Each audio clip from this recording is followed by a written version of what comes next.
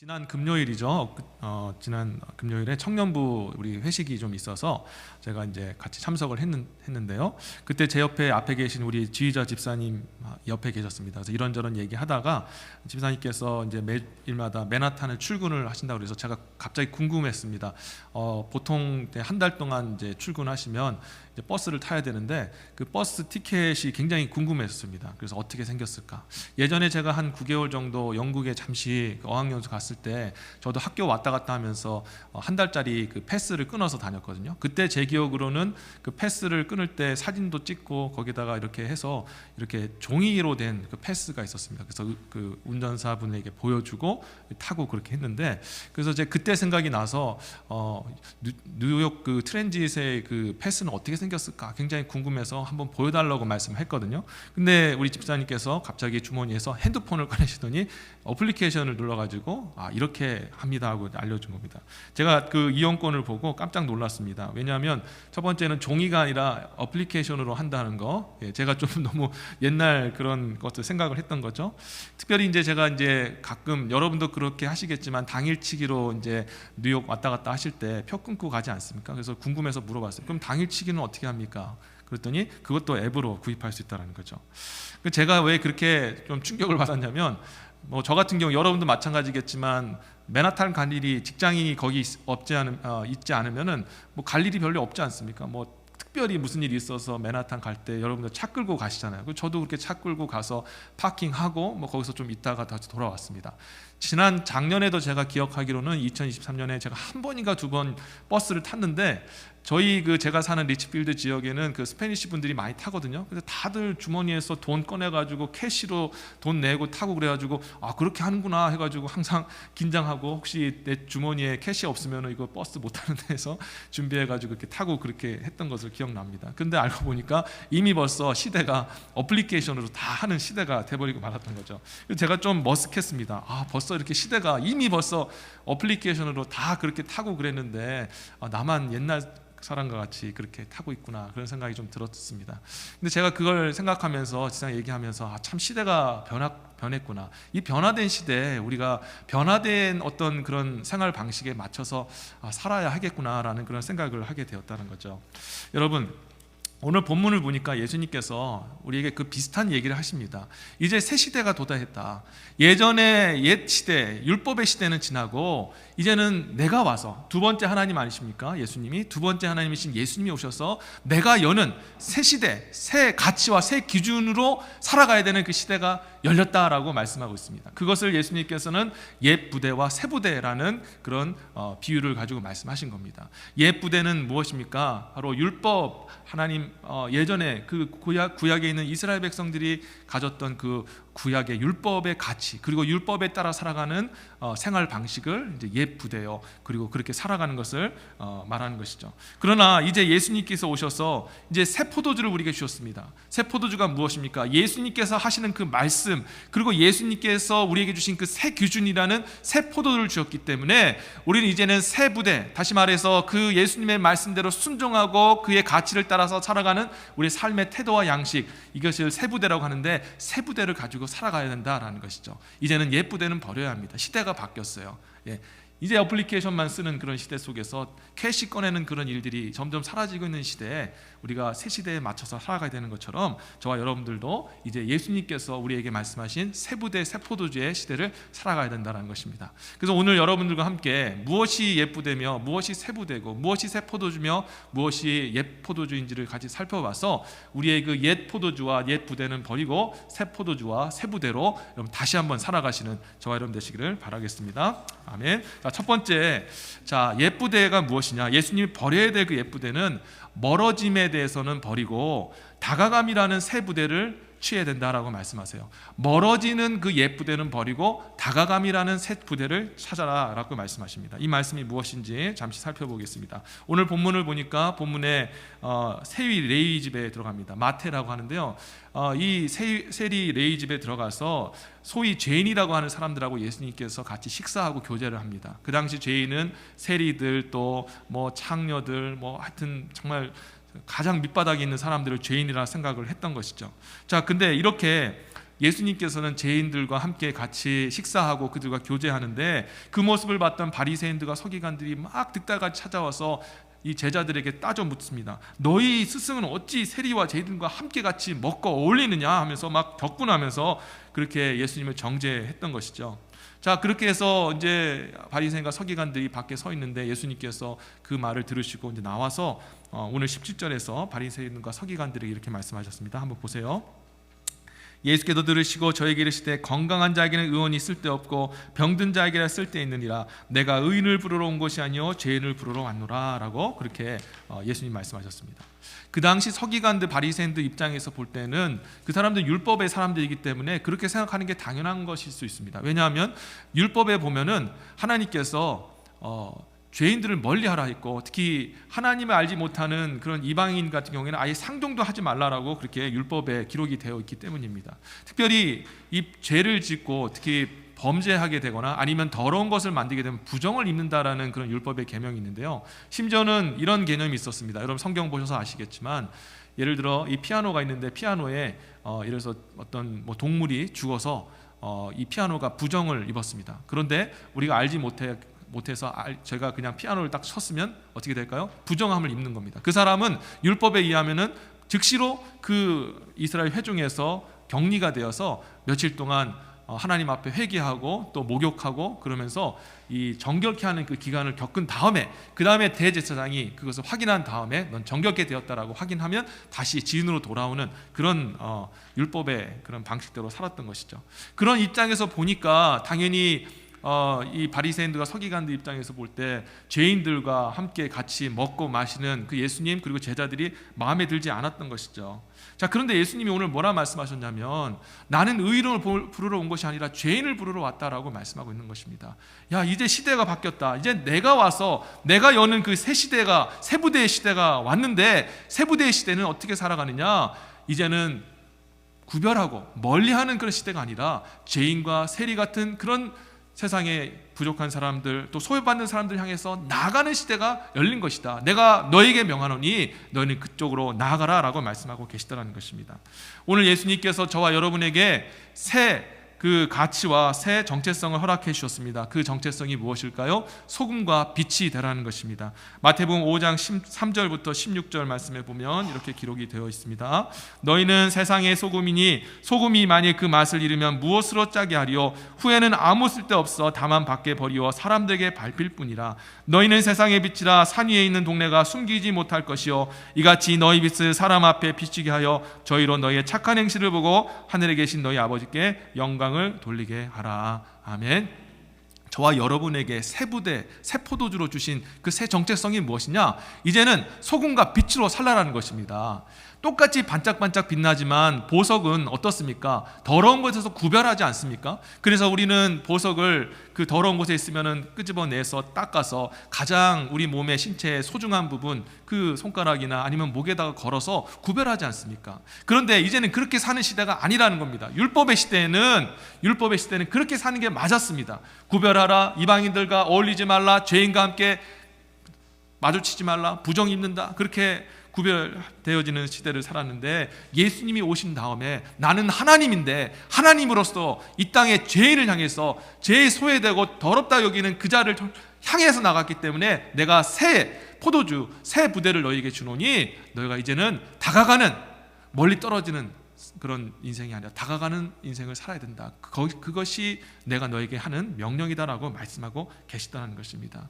똑같은 반짝반짝하는 거지만 이제는 우리가 보석이 아니라 세상에 나가서 녹아지는 소금이 되어야 될 줄 믿습니다.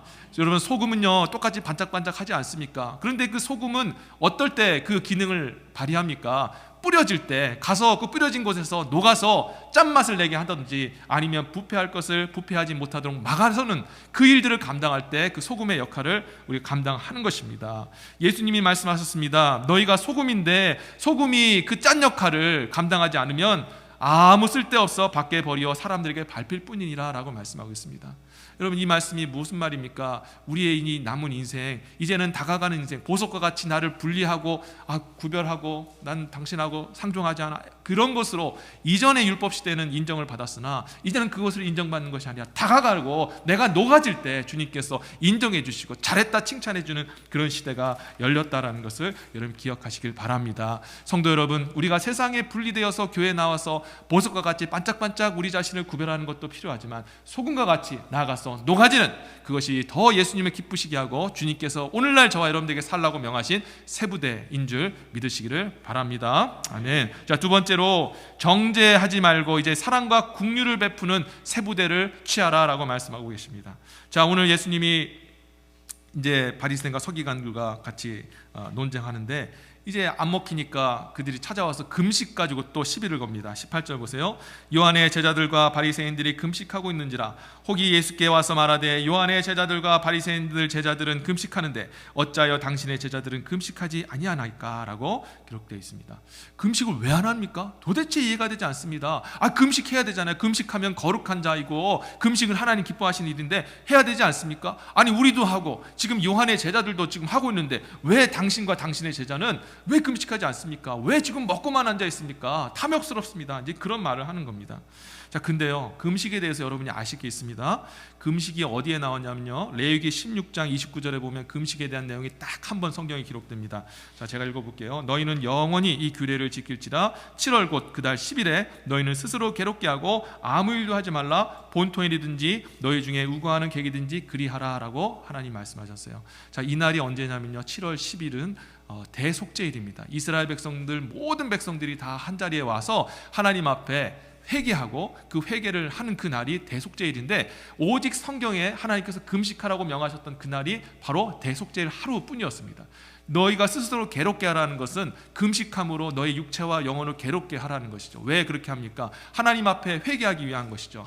우리가 하나님 앞에 범죄했는데 이 범죄가 얼마나 고통스러운지 저의 그 금식을 통해서 제가 깨닫습니다. 그리고 하나님 앞에 회개할 때 주님, 내가 생명을 걸고 주님이 나의 죄를 용서하지 않으시면 제가 죽는 것이 낫습니다라는 간절한 그런 주님의 죄 용서함을 바라면서 주님께서 금식하라라고 그때 한번 말씀하셨어요.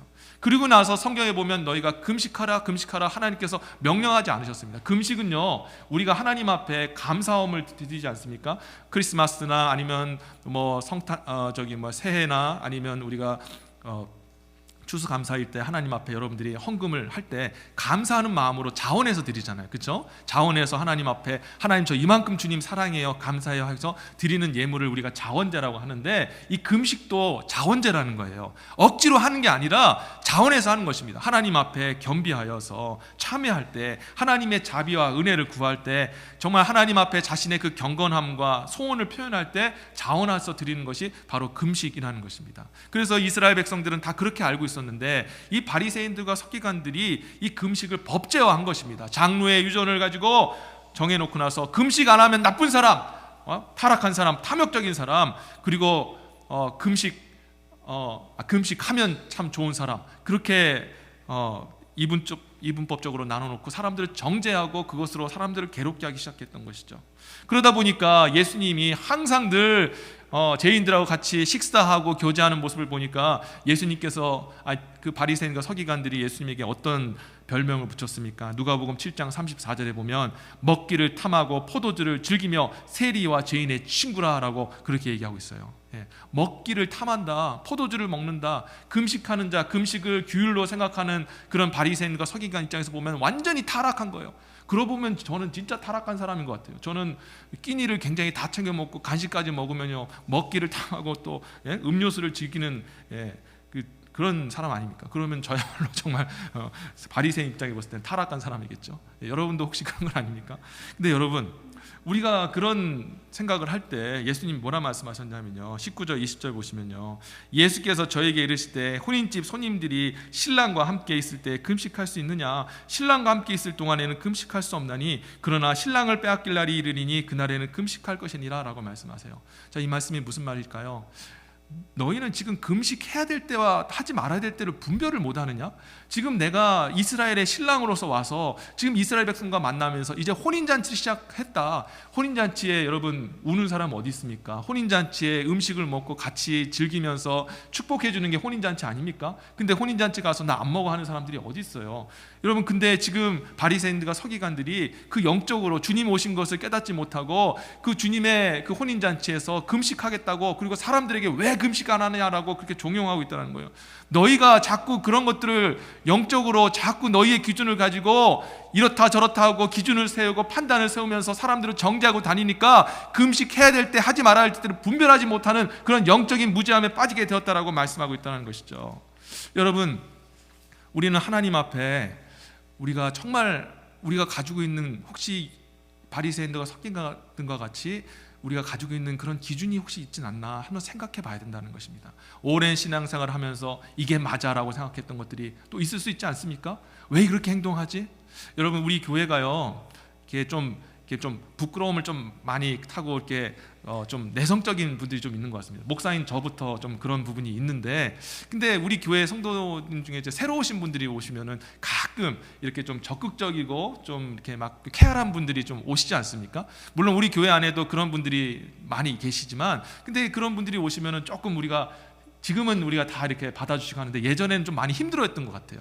근데 만약에 우리가 그런 어떤 마음을 가지고 우리 교회는 항상 늘 좀 분위기가 조용하고 또 이렇게 적응을 잘하는 사람들이 와야 되고 막 앞에 나서고 막 그런 사람들은 우리가 받아들이기 힘들어라고 생각하고, 그런 사람들이 왔을 때 우리 기준으로 그런 사람들한테 나가가지 못하고 나간다면 여러분, 그게 얼마나 하나님 보시기에 기뻐하지 못하시는 모습이냐라는 것이죠. 여러분, 저와 여러분들은 이제 예수의 시대를 살아가는 시대입니다. 예수께서 우리에게 주신 시대가 무엇입니까? 은혜와 긍휼을 베풀어 주신 시대라는 것입니다. 저와 여러분들이 예수 그리스도의 은혜로 말미암아 부족함에도 불구하고 지금 하나님의 자녀로, 하나님의 백성으로 지금 이렇게 서 있는 것입니다. 하나님의 칼날 같은 기준과 예수 그리스도의 그 정말 불꽃 같은 기준으로 본다면 저도 여러분도 한 명도 이 자리에 나와서 예배 드릴 수 없습니다. 하나님께서 당신의 자녀로 삼을 수 있는 그 어떤 근거도 없다라는 거예요. 그런데 오늘날 저와 여러분들이 주님 앞에 나와서 하나님의 자녀여 백성으로 이렇게 예배 드릴 수 있는 것은 예수님의 무한하신 은혜와 사랑 때문인 줄 믿습니다. 이 사랑과 은혜가 우리에게 있었고 우리가 그 사랑 때문에 주님 앞에 나와서 이렇게 살고 있다면 당연히 우리도 연약하고 부족한 사람들을 사랑으로 품어줘야 되지 않겠느냐라는 것이죠. 예수님이 말씀한 거예요. 여러분, 너희들이 가지고 있는 그 얄팍한 어떤 신앙의 기준, 가지고 있는 그 고정관념, 그거 다 버리고 부딪힌다 할지라도, 그것이 이상하다 할지라도 너희가 은혜 받았고 너희가 사랑받았기에 이제는 사랑해주고 긍휼을 베푸는 시대다라고 말씀하고 있다는 것을 여러분 기억하셔야 합니다. 사람들 판단하고 정죄하는 것은 절대 우리에게 주어진 것이 아닙니다. 우리는 절대 판단하고 정죄하면 안 됩니다. 다른 사람이 온다 할지라도, 심지어는 부담되는 사람이 올다 할지라도 우리는 사랑으로 품어주어야 합니다. 정죄와 판단은 오직 예수님이 하시는 줄 믿으시기를 바랍니다. 마지막 때에 예수님이 오시면 예수님이 하실 일을 우리가 먼저 하는 것은 진짜 하나님께 영광이 되지 못한다는 것입니다. 새 시대, 새 부대를 가지실 여러분들, 사랑하며 그렇게 섬기며 용납하며 살아가시는 저와 여러분 되시기를 축원합니다. 아멘. 자, 마지막으로 말씀드리겠습니다. 주님께서 우리에게 말씀하시는 것, 종교를 위해 살지 말고 변화를 위해 사는 그런 성도가 되라 말씀하십니다. 종교를 위한 옛 부대는 버리고 그리고 변화를 위해 살아가는 새 부대를 취하라라고 말씀하고 계십니다. 자, 이제 마지막 바리새인들이 안식일 가지고 시비를 겁니다. 이제 예수님을 일거주일투족을 바라보며 어떻게 하면 시비를 걸까 보다가 예수님이 제자들과 함께 안식일 날 밀밭 사이를 걸어가십니다. 뭐 하나 보고 있는데 그때 제자들이 시장했던 것 같습니다. 그러면서 가다가 밀밭에서 밀을 꺾어다가 이렇게 밀을 까버린 후에 그것을 먹고 지나가는 거예요. 잘됐다, 이제 또 가서 예수를 우리가 정죄하자. 그러면서 바리새인들이 또 찾아가서 예수님께 따집니다. 자, 여기 보시면 24절 보세요. 바리새인들이 예수께 말하되 보시오, 저희가 어찌하여 안식일에 하지 못할 일을 하나이까 라고 외칩니다.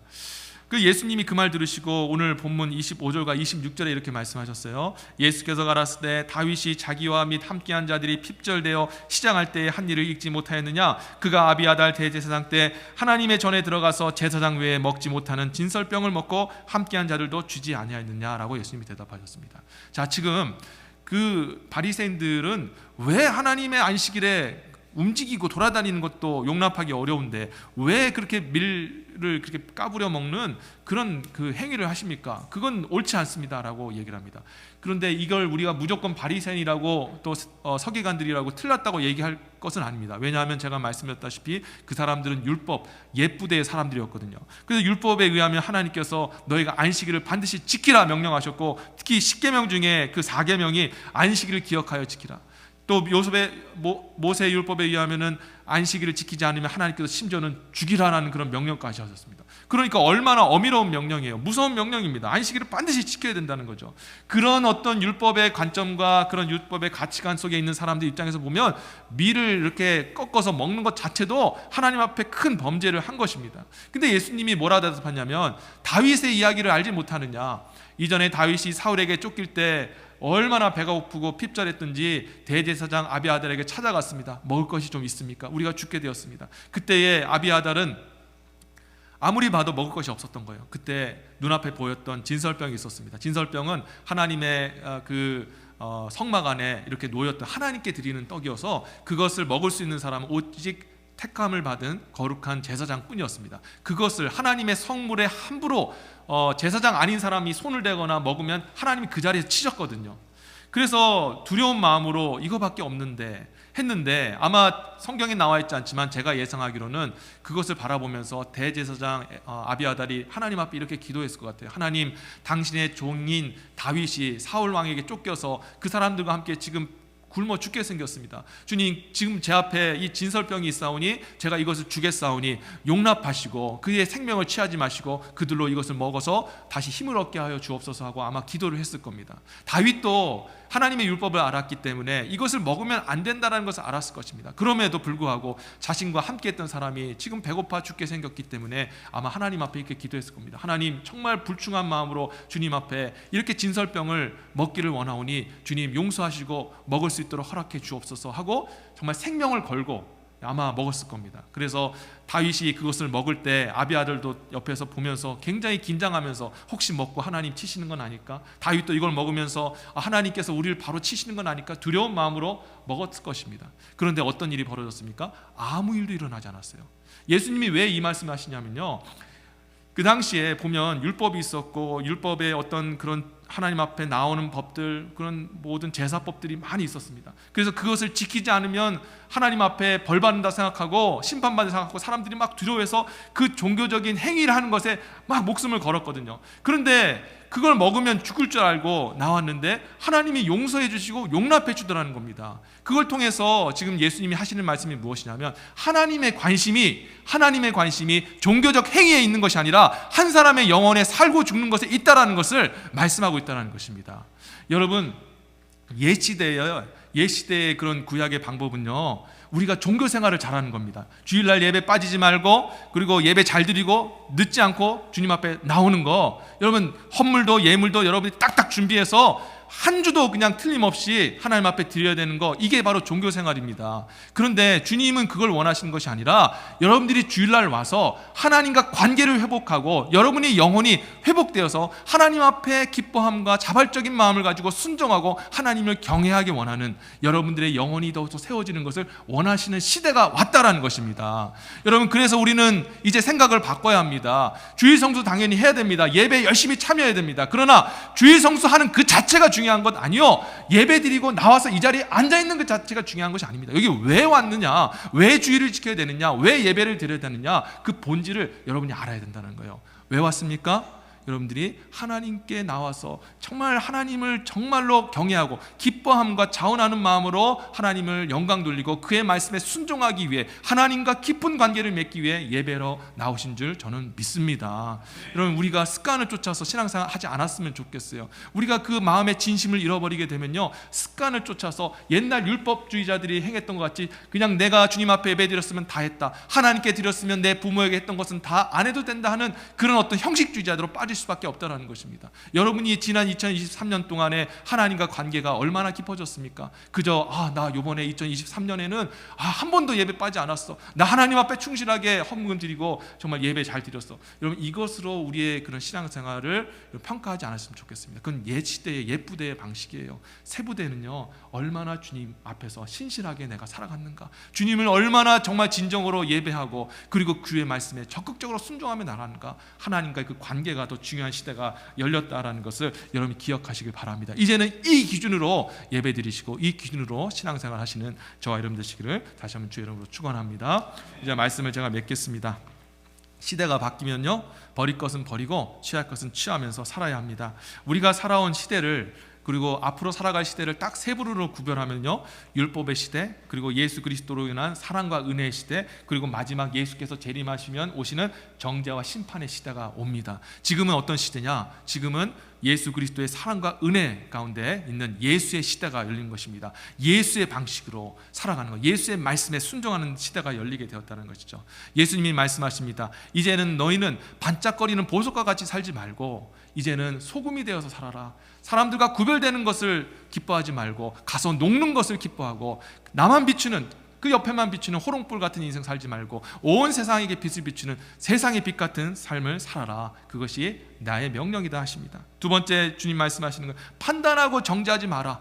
너희도 판단과 정죄를 받아 마땅하나 나의 사랑과 은혜로 긍휼을 받아서 이 자리에 섰으니 이제 너희도 똑같이 다른 사람에게 은혜와 사랑과 긍휼을 베푸는, 사랑을 베푸는 그런 성도로 살아라 말씀하시고, 마지막으로 하시기를 종교적인 그런 습관을 따뜻하는 신앙생활 하지 말고 정말 마음과 진심을 담아서 하나님 앞에 순종하고 자원하는 마음으로 하나님을 사랑하고 경외하는 순결한 그런 순전한 그런 신앙생활 회복해야 된다라고 주님이 말씀하셨다는 것을 다시 한번 기억하셨으면 좋겠습니다. 이제 새 부대에 새 포도주를 넣을 새 시대가 열렸습니다. 이제 옛 시대의 모든 옛 가치는 버리고 다시 오늘 이 말씀을 붙들고 새 부대에 새 포도주를 넣어서 하나님이 기뻐하시는 영광된 인생 살게 되시기를 주의 이름으로 축원합니다. 아멘. 기도하겠습니다.